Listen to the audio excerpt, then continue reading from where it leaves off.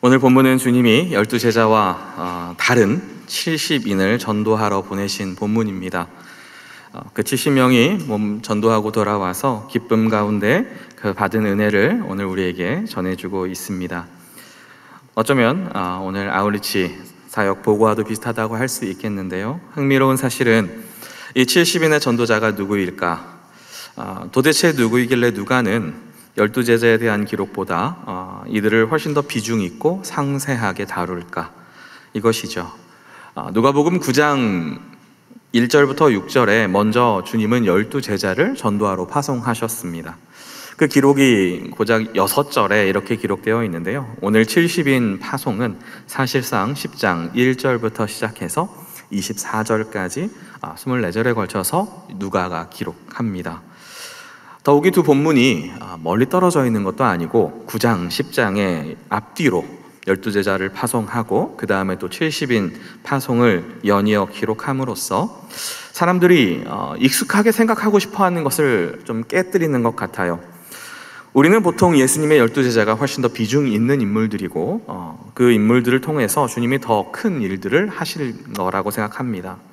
그리고 상대적으로 70인은 사실 70명이라고 기록되어 있지만 누군지 몰라요. 이들의 이름조차 성경에 없고 예수님을 따르는 많은 사람들 중에 분명히 70명이었을 텐데 어느 정도인 사람들을 선발했는지 그런 것도 잘 모르는 사람들입니다. 그런데 12제자에게 주님이 파송하시면서 주신 임무와 이 70인을 보내면서 그들에게 주어진 선교 임무가 다르지 않아요. 이는 12제자를 통해서 주님이 더 큰 임무, 이들을 통해서 이 더 큰 임무를 할 더 많은 능력을 주셨을 것이라고 생각하는 우리의 생각을 깨뜨리시는 것입니다. 주님은 70인을 따로 세우셔서 이들의 인지도나 평소 주님을 얼마나 이들이 함께 하였고 따르는 자들이었는지 관계없이 12제자들보다 사실상 오늘 본문을 보면 더 많은 일들을 이들을 통하여 하셨음을, 행하시도록 했음을 본문을 통해서 볼 수 있습니다. 이 말씀은 우리에게 선교는 특별한 자들을 보내셔서 하는 일이 아님을 알려줍니다. 주 예수를 믿는 모든 자들을 주님은 부르셔서 사용하고 싶어 하심을 우리에게 보여주는 증거이죠. 우리는 소명받은 사람들의 일, 우리는 능력받은 사람들의 일, 특별히 은사와 열심히 있는 자들이 아울리치에 간다라고 생각하고 선교사로 파송된다라고 자꾸 선을 긋고 싶어 하지만 오늘 본문은 그런 얘기를 하고 있는 것 같지 않아요. 더더욱 70인, 이 70이라는 숫자는 신약 성경에서 원문을 해석할 때 가장 어려운 난제 중에 하나라고 합니다. 어떤 성경은 70인이라고, 어떤 사본은 72명이라고 기록되어 있습니다. 그래서 이 본문을 묵상하는 우리에게 70명이 같냐, 71명이 같냐, 72명이 같냐, 이것은 우리에겐 중요한 문제가 아니고 주님은 12제자만으로는 부족했다는 것을 너무나 확실하다는 것을 보여줍니다. 주님은 가능한 더 많은 사람들이 무장해서 복음을 가지고 세상 가운데 보내기를 기대하셨고 더 많은 사람들이 이 복음 전파에 함께 동참하기를 기대하셨던 것이 이 주님의 70인 파송에 담겨져 있는 메시지가 아닐까 싶습니다. 사랑하는 성도 여러분, 남서울교회가 해마다 하나님께서 세계 곳곳으로 이 아울리치 팀들을 보내는 일들이 얼마나 주님이 기뻐하시고 주님의 명령을 우리들이 순종하는 일인지 오늘 본문을 통해서 알게 되는 것이죠. 해마다 이 자리에 참석한 우리 아울리치 참석자들 외에도 더 많은 분들이 주님의 복음으로 전하는 이 부르심에 많이 참석했으면 좋겠습니다. 때로는 그것을 결정할 때 정말 별 이유 없이 결정하셔도 좋을 것 같아요. 주님은 영혼 구원에 불타는 특공대만 사용하지 않으십니다. 예수 이름으로 가는 모든 선교가 하나님의 선교거든요. 하나님이 하시고 그 일들에 어린아이도, 청소년도, 청년도, 믿음이 연약한 자도, 믿음이 큰 자도, 아니면 누군가가 강권해서 끌려온 사람이라 할지라도 하나님은 누구라도 쓰신다는 것이죠. 저는 의료선교부를 섬기는 목사입니다. 연합 아울리치 사역 보고에 사실 의료선교는 오늘 보고에 없어요. 그래서 제 설교로 대체하시는 것 같습니다. 순서가 어떻게 이렇게 딱 들어맞았어요. 의도한 건 아닙니다. 이번에 의료선교 갈 때요, 저희가 80명 모집했어요. 그런데 정말 신청하신 분이 80명이었어요. 그리고 80명이 신청했는데 아쉽게도 준비 과정에서 이렇게 빠지시고 저렇게 빠지셔서 저희가 71명, 71명이 다녀왔습니다. 그러니까 신청하신 분이 다 갔으면 정말 80명이 다 가는 일이 벌어졌던 것이죠. 그래서 제가 오늘 본문도 70인 파송을 정한 건 아닙니다. 오늘 본문은 또 고민 끝에 나온 본문입니다. 71명, 정말 많은 숫자입니다. 한 번은 이렇게 사역을 마치고 또 다 원으로 이렇게 섰는데요, 이 원이 이렇게 큰 원이었나 싶을 정도로 정말 많은 사람들이 서 있었습니다. 그런데 제 눈에 들어온 게 한 의료진은 3분의 1 정도밖에 안 돼요. 나머지 3분의 2 정도는 다 비의료인들이었습니다. 사람들이 이렇게 생각하시더라고요. 의료 선교에 대해서는 의료인들만 가는 것. 그런데 아니에요. 이 3분의 2나 되는 이 많은 사람들이 거기에 다 있었고, 한 사람도 여기에 없어서 될 사람이 없었어요. 모두가 다 필요한 사람들을 이렇게 찬찬히 돌아보는데 전부 다 하나님이 기뻐하시는 일들을, 제 역할들을 하고 있더라는 거예요. 여러분, 이게 왜 놀라운 일이냐면요, 출발 전에 사실은 71명이 가게 됐을 때 우리가 필요한 인원보다 더 많은 인원이 있다라는 생각을 한 적이 있었습니다. 8살 어린이도 있고요, 아주 나이 많은 시니어 분도 계셨어요. 이분들이 다 가서 자기 역할이 다 흡족할 만큼 있을까라는 그런 마음의 불안함도 있었습니다. 그런데 가서 보니까 8살짜리도 제 역할을 하고요, 청소년도 정말 자기에게 주어진 역할들을 아주 마음, 얼굴에 기쁨 가득히 하고 있고, 청년들, 시니어 분들도 누구 하나라도, 의료인이든 아니든 누구 하나라도, 한 사람도 내가 여기 왜 와 있는 표정이 없었어요. 그런데 그 중에 주목할 만한 팀이 전도팀이었습니다. 전도팀은 주로 좀 연세가 있으신 분들이 구성이 되어 있어요. 그리고 비의료인들로만 구성되어 있었고, 그래서 우리가 전도를 어떻게 할까 했을 때 영어로 된 전폭 책을 사가자 그래가지고 사서 갔는데 거기 있는 분들이 영어를 못 읽어요. 그래서 또 우리 전도팀 중에 한 분은 어플을 사용해서 번역을 해야 되겠다, 동시 통역기를 돌렸습니다. 그런데 또 따갈로그어는 지원을 안 하며 참 여러 가지로 한계가 많은, 어떻게 보면 이걸로 뭘 할 수 있지라는 그런 생각을 하는 현장이었는데 그렇지 않았어요. 너무나 제한된 상황 속에서 하나님께서 그곳에서 마음을 여는 사람들을 만나게 하세요. 그곳에서 하나님이 예비한 자를 만나게 하시고, 놀랍게도 너무나 제한된 그런 소통 과정에서도 누군가의 마음을 열어서 그들을 위로하고 하나님을 전하고 복음을 전하는 일들, 함께 눈물을 흘리고 부둥켜 안는 일들을 보게 하시는 것을 우리는 경험했습니다. 사랑하는 성도 여러분, 하나님이 당신의 복음을 전하는 자리에 너무나 우리가 동참하기를 기뻐하고 계심을 우리 여기 앉아있는 모든 이들이 다 함께 좀 동의하고 참여했으면 좋겠습니다. 이 일에 나이도, 은사도, 능력도, 언어도 문제가 하나도 아닌 것을 보게 됩니다. 70인이 기뻐하고 돌아오게 된 것도 그런 이유예요. 이 사람들이 무슨 자기들이 대단한 것을 준비하고 하고 왔기 때문에 기뻐했다라고 오늘 성경이 기록한 것이 아니라 12 제자들을 통해서 사실은 귀신이 쫓겨나가고 놀라운 능력들이 행해졌었는데 12 제자도 아닌 자기들을 통해서 귀신이 항복하더이다, 이런 일들을 보니 상상도 못한 일이 벌어졌기 때문에 이들 안에 기쁨으로 돌아오게 된 것이죠. 본문 17절을 보시면 70인의 선교 보고의 반응이 기뻐하고 돌아왔다 그랬는데, 이들의 기쁨의 이유가 주의 이름으로 선포했을 때 귀신들의 항복을 보고 경험했다. 여러분, 이 기쁨은 70인이 복음을 전할 때 귀신들로부터 귀신들이 떠나고 그곳에서 귀신들로 인하여서 붙잡혀 있고 어떤 아픔 가운데 있는 사람들이 그 모든 아픔과 어떤 매임으로부터 자유함을 얻는 어떤 승리의 기쁨이라고 우리가 할 수 있을 것 같아요. 그때나 지금이나 우리가 악한 영과의 영적 전쟁은 무서운 전쟁입니다. 결코 쉽지 않은 전쟁인데요, 그래서 악한 영과 세상 권세를 상대해서 이기는 기쁨은 사실 굉장히 이루 말할 수 없는 큰 기쁨이 될 것입니다.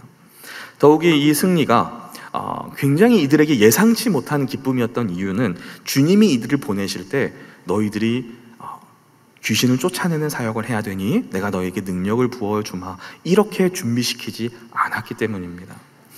무엇을 전했는데 귀신이 항복했느냐 하면 10장 5절 보시면 예수님이 이 70인을 파송할 때 먼저 이렇게 너희들은 이것 전하고 오면 된다라고 하시는데, 5절에 보시면 집에 들어가면 평안을 전하고, 9절을 보시면 동네에 들어가거든 병자를 고치고 하나님 나라가 가까이 왔음을 선포하라. 한마디도 귀신을 쫓아낼 축기 사역에 대한 능력을 부어주심의 이야기가 한마디도 없어요. 그런데 주님의 임무에 그들에게 어떤 그런 악한 영을 축출하라는 것은 없었음에도 주님은 이미 그들을 보내실 때 어떤 마음으로 보내냐면 3절에 보시면 어린 양을 이리 가운데 보낸 것 같도다. 영적 전쟁터로 간다라는 것을 알고 보내신 거죠. 여러분, 이것이 우리에게 주는 교훈은 무엇이냐면, 여러분, 알고 준비하고 싸운다고 승리를 경험하는 그런 종류의 싸움이 아니라는 거예요. 우리가 대비하고 간다고 이런 역사가 일어나는 일이 선교가 아니고 하나님이 우리를 보내신 전도 현장이 아니라는 겁니다. 무엇을 준비한다고 그것을 해서 그것을 통해서 이길 수 있는 것이 아니라 주의 이름이 이기는 일이 주님이 우리를 보내시는 선교고 전도의 현장이라는 것입니다. 오늘 이 주님이 이들에게 준비시키는 일을 보십시오. 저와 여러분 누구라도 할 수 있는 일을 통해서 주님은 승리의 기쁨을 맛보게 하셨습니다. 아마 이번 아울리치를 갔다 오신 분들도 다 이 제자들, 이 70명이 한 준비한 일들을 하고 오셨을 것 같아요. 집에 방문하셔서 여러분도 평안을 전하셨죠. 그들을 축복하셨을 것이고, 그들을 고치고 그들을 돕고 그들을 섬기는 일을 하고 오셨을 겁니다. 그곳에서 하나님 나라를 전하고 하나님을 찬양하고 오셨을 거예요. 이거 안 하고 오신 팀 아무도 없을 겁니다. 우리 다 이 일하고 왔고, 이 일이 바로 주님이 하라고 하신 임무고 누구나 할 수 있는 일이에요. 그런데 이 일을 통해서 주님은 놀라운 승리를 이루어가고 계시더라는 것이죠. 본문 18절 보시면 전도와 선교에 주님이 감추어 놓으신 영적인 승리를 하늘의 관점으로 주님이 이렇게 말씀하시죠. 사탄이 하늘로부터 번개같이 떨어지는 것을 내가 보았다. 주님의 관점은 이 70인이 경험한 승리가 이들이 어떤 한 지역에서 전도여행을 하다가 경험할 수 있는, 일어날 수 있는 한 번의 기적이 아니라 하나님의 구원 역사의 최종적 승리를 주님은 보시는 거예요. 사탄이 몰락하고 하나님 나라의 완전한 승리를 가리키는 주님이 전체를 보는 시야에서 말씀하시듯 주님은 이 70인의 승리를 보고 계시는 겁니다. 이 사건은 우리가 복음을 전할 때 어떤 일이 벌어지는 것을 말씀하시는 거냐면, 온 세상의 통치자가 변하는 일이다, 하나님의 나라가 세워지는 일이다 라는 것을 우리에게 보여주시는 사건이에요. 여러분, 그런데 놀랍게도 어떤 일을 할 때 이러한 일들이, 놀라운 일들이 벌어지는가? 아무것도 아닌 우리가, 능력도 없는 우리가 복음을 전할 때 하나님의 나라가 세워지고 있다는 것을 주님은 하늘의 관점에서 보여주시는 것이죠. 그래서 이 전도자의 이 기쁨은 사역의 결과와 성공에 따라 좌우되는 기쁨일 수 없습니다. 우리는 분명 성공적인 사역을 하거나 뛰어난 결과가 있는 아울리치를 경험하고 오면 굉장히 기쁨이 가득 차는 건 사실입니다. 그런데 주님은 오늘 20절에서 그러한 기쁨보다 더 뛰어난 기쁨을 너희에게 채워주실 테니 그러한 사역의 성공의 기쁨은 그만 기뻐하라고 하세요. 20절은 이렇게 이 부분을 명확하게 말씀합니다. 그러나 귀신들이 너희에게 항복하는 것으로 기뻐하지 말고 너희 이름이 하늘에 기록된 것으로 기뻐하라 하시니라. 주님은 이들의 기쁨을 사역의 성공에서 영원한 삶, 구원의 기쁨으로 그들의 눈을 돌리고 계세요. 우리의 기쁨의 원천이 우리가 이렇게 잘했습니다, 우리가 이렇게 많은 것을 했지요, 여기에 머무르는 것이 아니라 사역의 성공 여부에 우리의 기쁨이 달려있게 하고 싶어 하지 않으시고, 우리가 하나님의 나라를 복음으로 섬겨내는 일에, 하나님의 구원 사역에 우리의 눈을 돌리고 싶어 하시는 것이에요. 주님은 사역의 승리를 경험한 자들에게 그 승리의 기쁨에 머물러 있지 말고, 진정한 선교의 기쁨은 너희 이름이 하늘에 기록되는 것이다, 영원한 실제에 너희들의 삶이 살아내는 것이다, 이 구원의 기쁨에 진정한 기쁨이 있음을 깨닫는 것이다, 하나님이 너희의 이름을 기억해 주시는 것으로 그분과 특별한 관계에 들어가는 그 기쁨이 진정 우리가 누려야 될 기쁨이어야 된다라는 말씀을 하십니다. 그러니 이러한 하늘의 기쁨, 진정한 기쁨을 위해 저와 여러분이 해야 할 일은 무슨 대단한 준비를 해야 하지 않습니다. 주님이 예수의 이름으로 평안을 전하고 병자를 고치고 그들을 섬기고 하나님의 나라를 선포하는 일, 어쩌면 굉장히 평범한 일이고 우리가 늘 하는 일이고 단순한 일이죠. 대단할 것 없는 이 복음 전하는 일로 우리가 나오기를 주님은 기대하시는 거예요. 이들의 현장의 표현을 보면 둘씩 짝지요. 전대 배낭 신발도 없이 남루한 행색의 전도 여행자들이 우리가 매년 준비해내야 될 우리의 일이라고 말씀해 주시는 거예요. 그리고 21절에서도 예수님은 성령으로 예수님도 이렇게 기뻐하세요. 여러분, 예수님이 왜 기뻐하시는가?